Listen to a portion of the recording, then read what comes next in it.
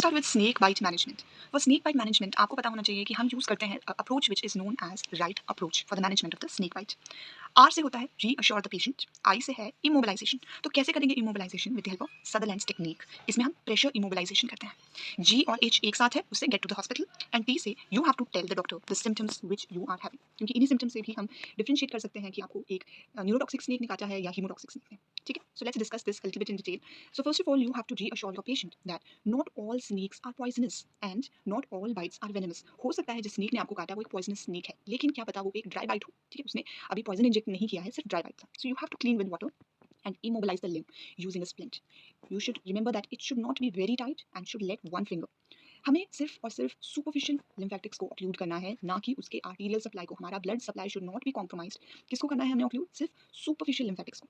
ठीक है, अब जो आप बहुत पुराने ट्रेडिशनल मेथड्स देखते थे, they do more harm then benefit. तो आपको पता होना चाहिए कौन से वो ट्रेडिशनल मेथड्स थे, जैसे कि टॉनी के बांध लेते थे। ठीक है, जहाँ पे काटा उसके थोड़े ऊपर टाइट करके बांध लेते थे कोई भी।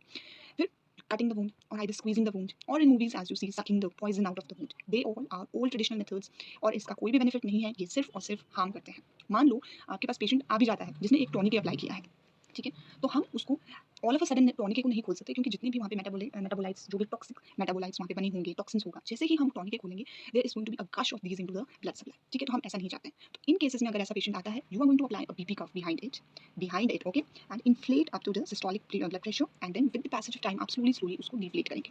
ठीक है, okay, so this is just in general. आपने इमोबिलाइज कर दिया, then you get to the hospital. Hospital में ABC अप्रोच, वाइटल्स देखेंगे, blood pressure, pulse, temperature, and you can also do a single breath count 1 to 30 तक आप उसको बोलने को बोल सकते हैं। Tells about respiratory reserves. Now here we should know about snakes. Commonly found snakes are neurotoxic snake, hemotoxic snake, and we even have myotoxic snakes. ठीक है, आपके myotoxic snakes आपके sea snakes होते हैं। ठीक है, अब आपके हीमोटॉक्सिक स्नेक्स आपके वाइपर वाले ही होंगे, Russell viper, saw scaled viper, pit viper, तो ये सारा वाइपर है। न्यूरोटॉक्सिस में आपके कोबरा एंड क्रेट आएगा। कोबरा में आपका किंग कोबरा और कॉमन कोबरा रहेगा और क्रेट रहेगा। ठीक है, तो ये आपकी commonly these are the snakes which are found in India. अगर आपको बाइट जो हुई है वो न्यूरोटॉक्सिक स्नेक की वजह से हुई है, there is going to be severe pain and paralysis of the body. Another important point is कि किस तरीके का पैरालिसिस होता है। यहाँ पे होता है आपके पास descending paralysis.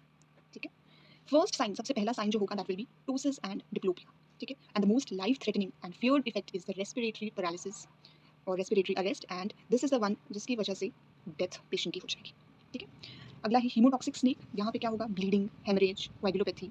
The first sign will be bleeding from the fang marks या IV line, blood in urine, conjunctival haemorrhage, मतलब इसमें ब्लीडिंग वाला ही सब कुछ रहेगा। लेट साइन रहेंगे bleeding from gums, blood in stools, एपिसेक्सिस।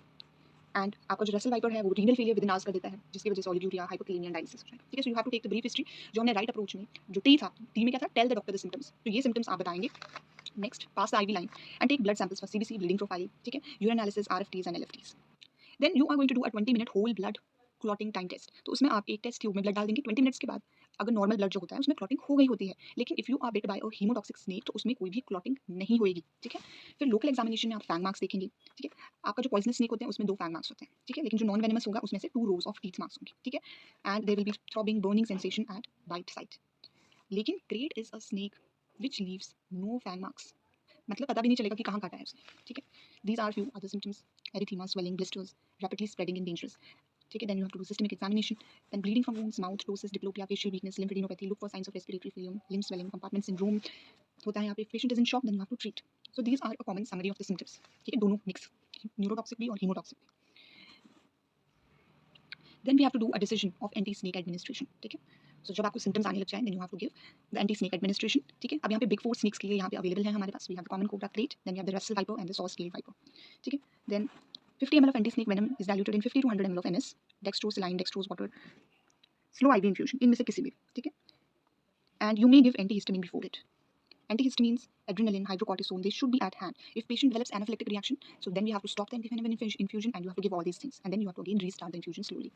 ठीक है, tetanus prophylaxis is given, prophylactic antibiotics. Keep the patient under observation for 24 hours. ठीक है, neurotoxic signs and symptoms, अगर हमें specifically पता चल गया कि ये एक neurotoxic ही है, ठीक है, तो फिर हमें क्या देना है? Atropine and neostigmine, right? And for coagulation profile के बाद हम देखेंगे status, so we can give fresh frozen plasma and other blood products. ठीक है, and यहाँ पे mechanical ventilation is जरूरी है, क्योंकि हमारे neurotoxic snakes में हमने कहा था respiratory failure की वजह से death होगी।